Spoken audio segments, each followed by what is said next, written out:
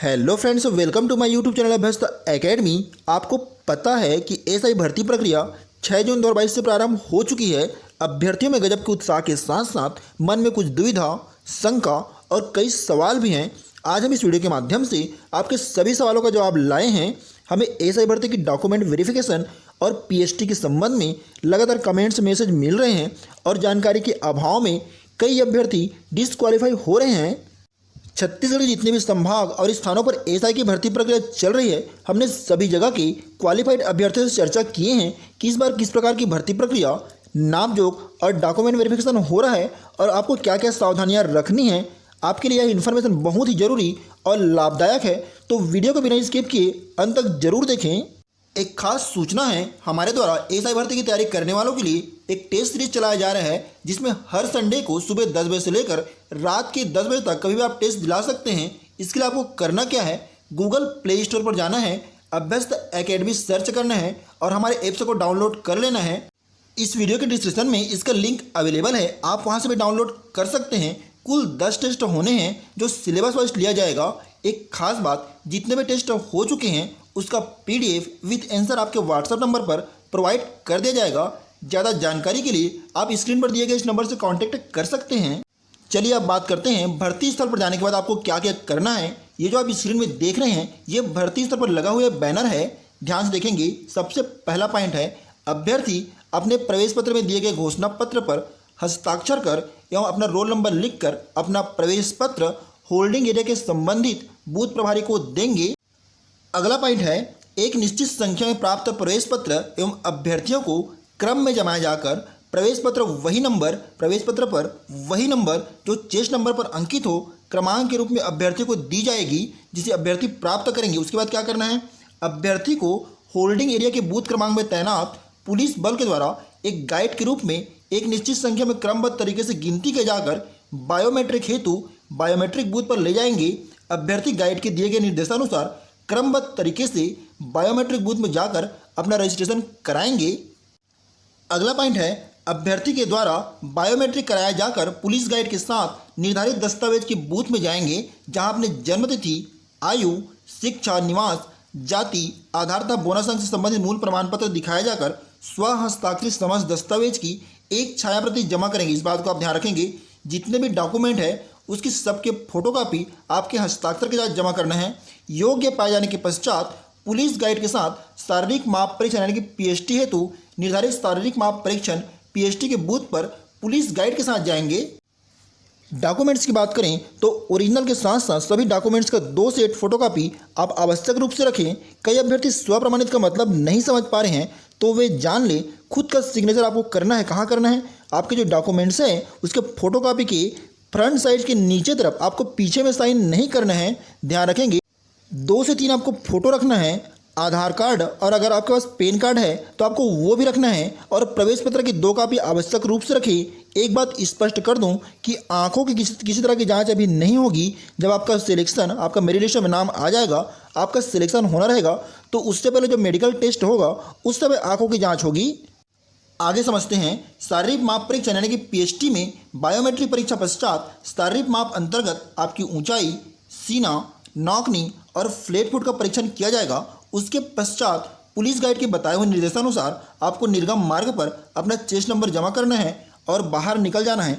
इतना ध्यान रखेंगे कि एक बार अंदर चले गए तो कम से कम आपको 6 घंटा लगना ही लगना है। तो खुद को तैयार रखना है, पानी बॉटल, एनर्जी पैक और हल्का लाइट नाश्ता आप साथ में रखें। सबसे पहले आप ये समझ लें कि आपको कौन कौन से डॉक्यूमेंट्स लेकर जाना है। उसके बाद हम पीएचटी की बात करेंगे। सबसे पहला है, छत्तीसगढ़ के मूल निवासी होने का सक्षम अधिकारी द्वारा जारी प्रमाण पत्र की मूल प्रति, इसके साथ साथ स्वप्रमाणित छाया प्रति आपके पास होना चाहिए। दूसरा है, शैक्षणिक योग्यता संबंधी समस्त प्रमाण पत्र की मूल प्रति और स्वप्रमाणित छाया प्रति यानी कि 10वीं का, 12वीं का और आपके ग्रेजुएशन का, ये सभी का प्रमाण पत्र की मूल प्रति और स्वप्रमाणित छाया प्रति आपके पास होना अनिवार्य है। आयु को प्रमाणित करने हेतु हाई स्कूल की अंक सूची की मूल प्रति एवं स्वप्रमाणित छाया प्रति यानी कि 10वीं की बात कर रहे हैं। अगला है, सक्षम अधिकारी द्वारा जारी जाति प्रमाण पत्र। अगर आप आरक्षित वर्ग से आते हैं तो आपके लिए जाति प्रमाण पत्र अनिवार्य है। अगला पॉइंट है, रोजगार कार्यालय का जीवित पंजीयन प्रमाण पत्र की मूल प्रति व स्वप्रमाणित छाया प्रति आपको रखना है। अगर आप शासकीय कर्मचारी हैं तो अपने विभाग द्वारा अपने वरिष्ठ अधिकारियों द्वारा जारी एनओसी प्रमाण पत्र रखना आपको आवश्यक है।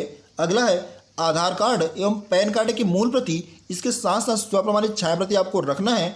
अन्य छूट संबंधी समस्त प्रमाण पत्र की मूल प्रति भी आपको रखना है। अगर आप किसी तरह की छूट चाहते हैं तो उसके प्रमाण पत्र की मूल प्रति होना आवश्यक है। भर्ती स्थल पर मोबाइल फ़ोन अलाउड नहीं है तो आप कोशिश भी ना करें, अन्यथा मोबाइल जब्त हो जाएगी और आप परेशानी में पड़ सकते हैं। तो हमारा यही सलाह है कि अपने साथ किसी मित्र या संबंधी को लेकर जाएं जो आपके सामान की देखरेख कर सकें। ध्यान देंगे जो रिपोर्टिंग टाइम है वो सुबह 7 बजे लिखा है, तो आपको 6 बजे तक या उससे पहले आपको पहुंचना है, क्योंकि ज़्यादा भीड़ और धूप के कारण अभ्यर्थी 4 से 5 बजे के बीच लाइन लगाना प्रारंभ कर दे रहे हैं। हैवी कपड़ा, पेंट या जीन्स पहनकर आपको नहीं जाना है ग्राउंड के अंदर। अगर आप पुरुष अभ्यर्थी हैं तो आपको टी शर्ट और नीचे में शॉर्ट्स पहनना है और पैरों में चप्पल पहन लेना है, जिससे आपको ज़्यादा कंफर्टेबल फील हो।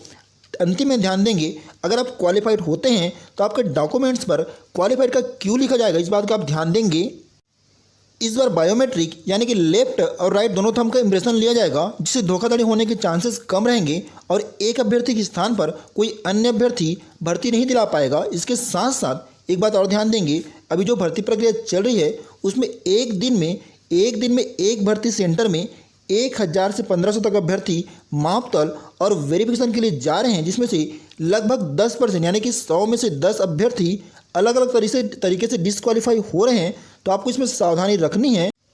पहले हाइट और चेस्ट का माप साधारण तरीके से होता था, जिससे थोड़ा बहुत एडजस्टमेंट हो सकता था और पूरी तरह मापतोल करने वाले अधिकारी पर डिपेंड करता था। लेकिन इस बार बिल्कुल डिजिटल तरीके से हाइट और चेस्ट का मापतोल हो रहा है, जिससे थोड़ा सा पॉइंट भी कम होने पर आप डिस्क्वालीफाइड हो सकते हैं। इसके अलावा अगर आपका एक पैर भी फ्लैट फुट के अंतर्गत आता है तब भी आप डिस्क्वालीफाइड हो सकते हैं। नौकरी में ज़्यादा परेशान नहीं होना है, सीधा करके आपको तन के खड़ा रहना है। बाकी सभी के लिए आपको एकदम मानसिक रूप से और शारीरिक रूप से प्रिपेयर होकर जाना है। PDF, current updates, study material और एसआई के नोट्स के लिए आप हमारे टेलीग्राम चैनल और व्हाट्सएप ग्रुप को ज्वाइन कर सकते हैं। लिंक वीडियो के डिस्क्रिप्शन में अवेलेबल है। इसके साथ साथ एक खास बात ध्यान दें, आप अगर आप उम्मीदवार हैं तो आपको यह सूचित किया गया है कि भर्ती प्रक्रिया पूर्णतः पारदर्शी है। इस संबंध में किसी विभागी या अन्य व्यक्तियों की जालसाजी, धोखाधड़ी या लेन देन से आपको दूर रहना है। आपको खुद का मेहनत करना है और अपने दम पर इस एक पद को हासिल करना है। कई अभ्यर्थियों के मन में यह शंका रहती है कि जो भर्ती प्रक्रिया है वो पूर्णतः पारदर्शी नहीं होती है, तो इन सब बातों में आपको ध्यान नहीं देना है। आपको अपना काम 100% करना है और अपने आप को साबित करके दिखाना है। आप निश्चित रूप से सिलेक्ट होंगे। अगर आपको वीडियो पसंद आया है तो वीडियो को लाइक करना बिल्कुल ना भूलें। आशा करते हैं आज का वीडियो आपके लिए बहुत ही उपयोगी साबित हुआ होगा। वीडियो में अंत तक बने रहने के लिए आपका धन्यवाद। जय हिंद दोस्तों।